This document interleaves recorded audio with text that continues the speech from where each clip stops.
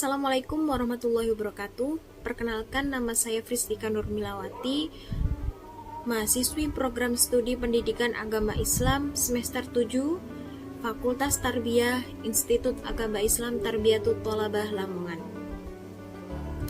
Di sini saya sebagai praktikan yang mengajar mata pelajaran Sejarah Kebudayaan Islam kelas 12 di MA Raudhatul Muta'abidin Payaman Solopuro Lamongan.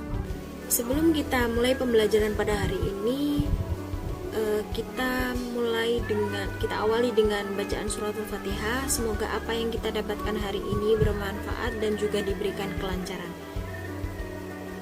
Al-Fatihah.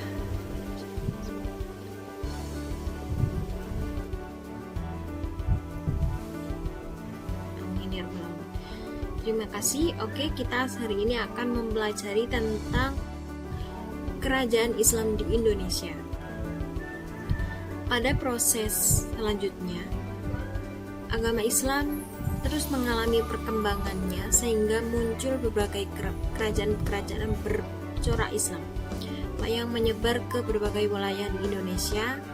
Kerajaan-kerajaan Islam muncul di Indonesia antara lain sebagai berikut, yaitu yang pertama, Kerajaan Islam di Sumatera. Kerajaan Islam di Sumatera yang pertama yaitu Kerajaan Samudra Pasai. Pasai didirikan pada abad ke-13 oleh Ngurah Khair. Kerajaan ini terletak di pesisir timur Laut Aceh. Kerajaan ini merupakan kerajaan Islam pertama di Indonesia. Pendiri raja pertama Kerajaan Samudra Pasai adalah Ngurah Khair. Pengganti Ngurah Khair adalah Maharaja Mansur Shah. Dari tahun 1078 sampai 1133. Pengganti Maharaja Mansur Shah adalah Maharaja Gisyasyuddin Shah dari tahun 1133 sampai 1155. Raja Kerajaan Samudra Pasai berikutnya adalah Ngurah Neu yang bergelar Maharaja Nuruddin, berkuasa dari tahun 1155 sampai 1210. Raja ini dikenal juga dengan sebutan Tengku Samudra atau Sultan Nazimuddin Al-Kamil. Sultan ini sebenarnya berasal dari Mesir yang ditugaskan sebagai laksamana untuk merebut pelabuhan di Gujarat.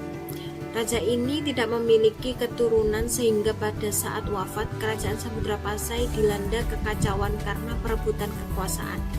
Ngurah Siluh bergelar Sultan Al-Malik Al-Soleh sejak tahun 1285 sampai 1297.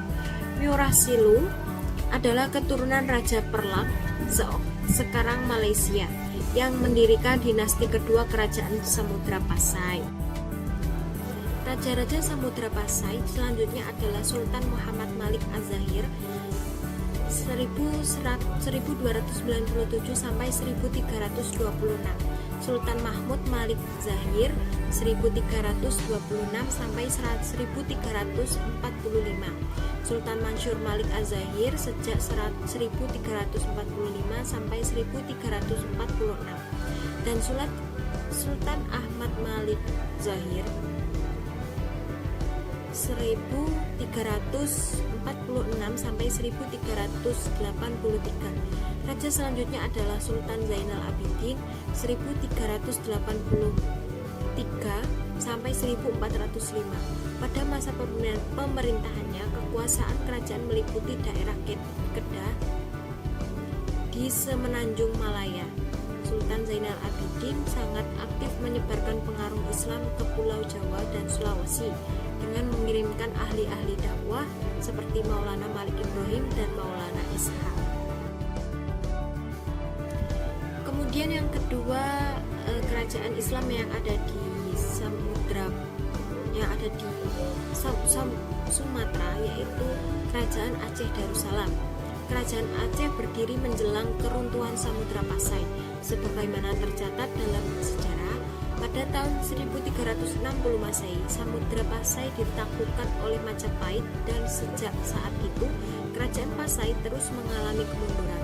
Diperkirakan menjelang berakhirnya abad ke-14 Masehi, Kerajaan Aceh telah berdiri dengan penguasa pertama Sultan Ali Mughayat Shah yang dinobatkan pada Ahad 1 Jumadil Awal 913 Hijriah, yakni 1511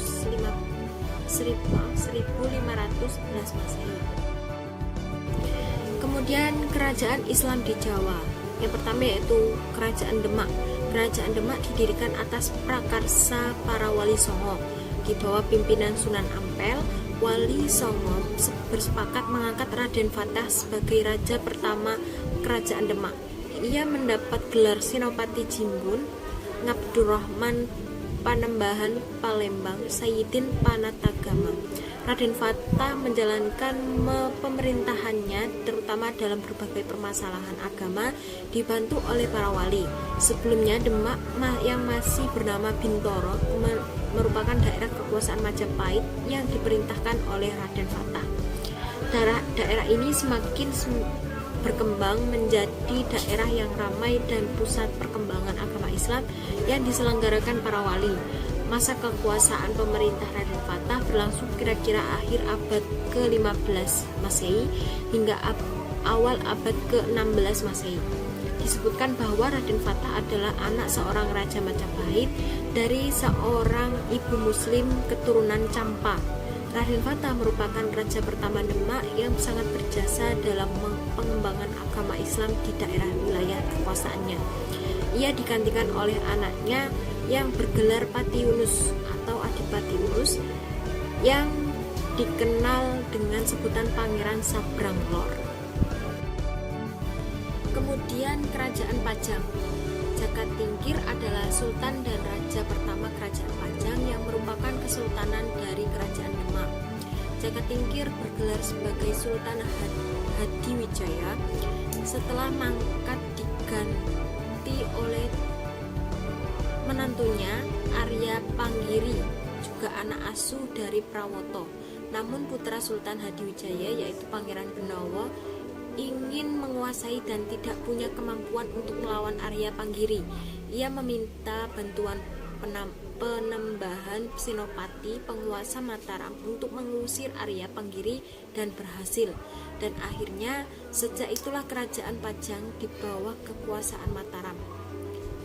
Perkembangan selanjutnya, karena pada masa Sultan Agung bermaksud memberontak, maka penguasa Mataram menghancurkannya dan berakhirlah kekuasaan Pajang pada tahun 1618 Masehi. Kemudian Kerajaan Mataram Islam. Kerajaan Islam Mataram didirikan oleh Panembahan Senopati setelah permohonan Senopati Mataram atas penguasaan Pajang berupa pusaka kerajaan dikabulkan. Keinginannya untuk menjadi raja sebenarnya telah terpenuhi, sebab dalam tradisi Jawa, penyerahan seperti itu berarti penyerahan kekuasaan. Senopati berkuasa selama sampai 1601 Masehi. Sepeninggalnya ia digantikan oleh putranya yang bernama Mas Jolang yang terkenal dengan Sultan Seda Ingkrapya yang memerintahkan sampai tahun 1613 Masehi. Sultan Jeddah Ingkrapya kemudian digantikan oleh Sultan Agung yang bergelar Sultan Agung Hanyokrokusuma Sayyidin Penata Agama Khalifatullah ing Tanah Jawi sejak 1613 sampai 1646 Masehi. Pada masa pemerintah Sultan Agung inilah kontak bersenjata antara Kerajaan Mataram Islam dengan VOC terjadi. Pada tahun 1646 Masehi, Sultan Agung digantikan oleh putranya yaitu Amangkurat I. Pada masanya terjadi perang saudara dengan pangeran Pangeran Lid yang mendapat dukungan dari para ulama. Akibatnya antara pendukungnya dibantai pada tahun 1674 Masehi. Pemberontakan itu kemudian diteruskan oleh Raden Kajoran 1677 dan 1678 Masehi. Pemberontakan seperti itulah yang meruntuhkan Kerajaan Islam Mataram. Kemudian Kerajaan Cirebon. Kesultanan Cirebon dimulai dari Ki Gedeng Tapa, yaitu seorang saudagar di Pelabuhan Murajati. Pondasi Kesultanan Cirebon dimulai pada 1 Suro 1358 tahun Jawa, bertepatan dengan tahun 1445 Masehi, dan mulai saat itu menjadi daerah yang terkenal dengan nama Desa Caruban. Kemudian Kerajaan Banten. Kesultanan Banten berawal ketika Kesultanan Demak memperluas pengaruhnya ke daerah barat. Pada tahun 1524 atau 1525, Sunan Gunung Jati bersama pasukan Demak merebut pelabuhan Banten dan Kerajaan Sunda dan mendirikan Kesultanan Banten yang berafiliasi ke Demak. Menurut sumber Portugis, sebelumnya Banten merupakan salah satu pelabuhan Kerajaan Sunda selain Pelabuhan Pontang, Cigede, Tamgara, Tangerang, Sunda Kalapa, dan Cimanuk. Kemudian yang ketiga, kerajaan Islam di Kalimantan. Yang pertama ada Kerajaan Daha Banjar. Pada awal abad 16, Islam masuk ke Kalimantan Selatan, yaitu di Kerajaan Daha atau Banjar yang waktu itu beragama Hindu.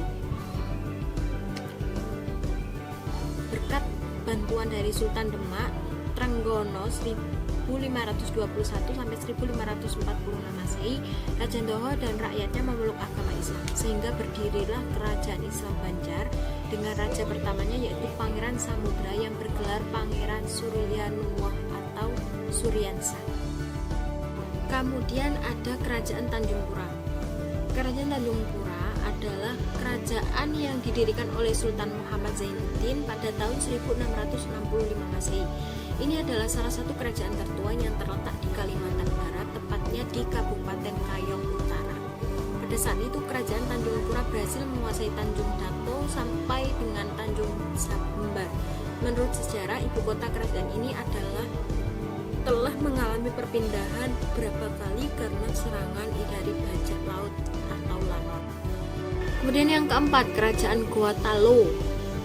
Kesultanan Goa termasuk salah satu kerajaan yang besar dan paling sukses di Sulawesi Selatan. Rakyat kerajaan ini asalnya dari suku Makassar dan telah berdiam di ujung selatan dan pesisir barat wilayah Sulawesi Selatan. Kerajaan tersebut sekarang berada di Kabupaten Goa serta beberapa bagian wilayah di sekitarnya. Kerajaan tersebut mempunyai raja yang sangat terkenal bergelar sebagai Sultan Hasanuddin. Kemudian Kerajaan Ternate dan Tidore. Kerajaan Ternate dan Tidore terletak di sebelah barat Pulau Halmahera, Maluku Utara. Wilayah kekuasaan kedua kerajaan ini meliputi Kepulauan Maluku dan sebagaimana Papua. Tanah Maluku yang kaya akan rempah-rempah menjadikannya terkenal di dunia internasional dengan sebutan Spice Island. Kemudian yang keenam yaitu Kerajaan Islam di Nusa Tenggara. Diperkirakan sejak abad ke-16 Islam hadir di daerah Nusa Tenggara Lombok. Islam di Lombok diperkenalkan oleh Sunan Perapen atau putra Sunan Giri. Kemungkinan masuknya Islam ke Sumbawa ini dengan melalui Sulawesi, yaitu melalui dakwah para mubalik dari Makassar antara tahun 1540 sampai 1550. Kemudian berkembang kerajaan Islam di Lombok, salah satunya adalah Kesultanan Selapara. Baik, terima kasih. Mungkin itu saja yang bisa saya sampaikan pada pertemuan kali ini. Semoga bermanfaat dan kurang lebihnya mohon maaf. Tetap semangat belajar, selalu ikhlas dalam belajar.